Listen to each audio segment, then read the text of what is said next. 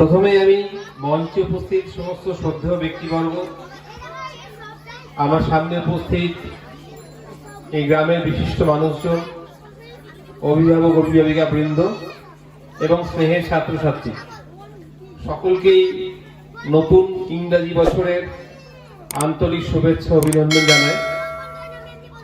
এবং এই মঞ্চে আমাকে অতিথি হিসেবে ডাকার জন্য আমি আনন্দিত এবং গর্বিত। কয়েকদিন আগে আমার স্কুলে একটি পরীক্ষা চলছিল, পরীক্ষার সেন্টার পড়েছিল, তো সেখানে ফরিদুল বাবুর সাথে আমার কথা হচ্ছিল এই মোহাম্মদিয়া সেবা ফাউন্ডেশন সম্পর্কে।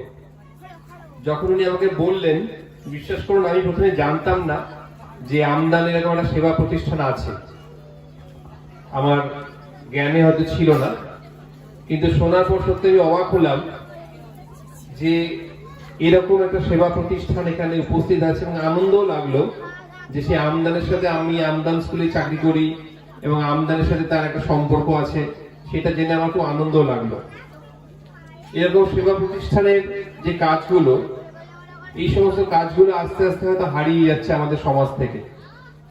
এই সমস্ত প্রতিষ্ঠানগুলো আছে বলে এখন আমরা যারা পড়াশোনায় আগ্রহী কিন্তু কিছু আর্থিক কারণে হয়তো পড়াশোনা করতে পারছি না, সেই সমস্ত ছাত্রছাত্রীদের কাছে এরকম একটা সেবা প্রতিষ্ঠান একটা ম্যাজিকের মতো, অর্থাৎ একটা সাহস যোগায়, একটা শক্তি যোগায় যে কোথাও যদি আমি আটকে যাই তাহলে আমার সঙ্গে আমার কাছের অভিভাবক অভিভাবিকাগণের পাশাপাশি এরকম একটি সেবা প্রতিষ্ঠান আছে যাদের কাছে গিয়ে আমরা সহজেই আমাদের প্রয়োজনীয় জিনিস চাইতে পারি। এবং ওনার সাথে আমার বেশ বিস্তারিত কথা হচ্ছিল ওনার পরিকল্পনা নিয়ে। উনি আমাকে গতকালও বলেছেন যে স্যার যদি কেউ টেস্ট পেপার কিনতে না পারে আমার কাছে পাঠাবেন, আমাদের কাছে কোনো বই কিনতে না পেলে আমাদের কাছে পাঠাবেন।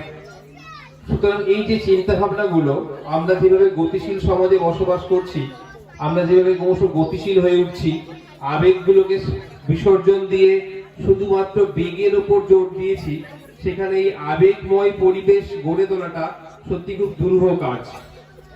আমি আমার ঈশ্বরের কাছে প্রার্থনা করব যেরকম একটি সেবা প্রতিষ্ঠান আরো অনেক বড় হোক, এদের বিস্তার আরো অনেক বড় হোক, সুদূর প্রসারী হোক, শুধুমাত্র এই গ্রাম বা আশেপাশের গ্রাম নয়। আমি চাইবো এই ফাউন্ডেশনের নাম এমনভাবে ছড়িয়ে পড়ুক যাতে সারা রাজ্যে বা সারা দেশে একটা সময় এরা সুন্দরভাবে প্রতিষ্ঠা পায়।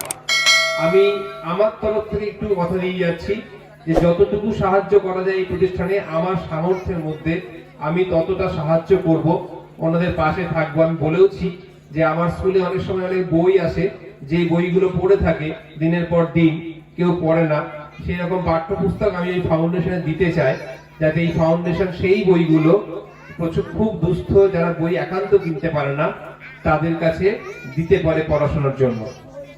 আমি আবার একবার সকলকে ধন্যবাদ জানাই। ধন্যবাদ জানিয়ে এই ফাউন্ডেশনের শ্রীবৃদ্ধি কামনা করে আমি আমার বক্তব্য শেষ করছি।